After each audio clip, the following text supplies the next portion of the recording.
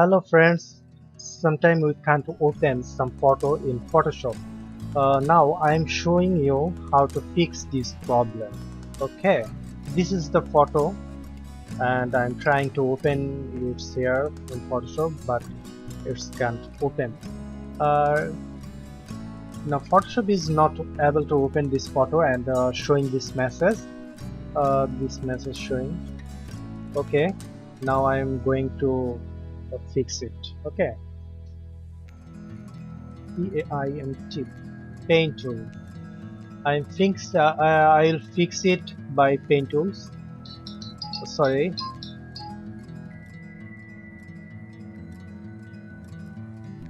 Okay. Now simply use save. You have to save. Just simply save it. Okay. Now close it. Now I'm trying to open it again. Yes. Okay, friends. Goodbye, and please subscribe my channel and like this video.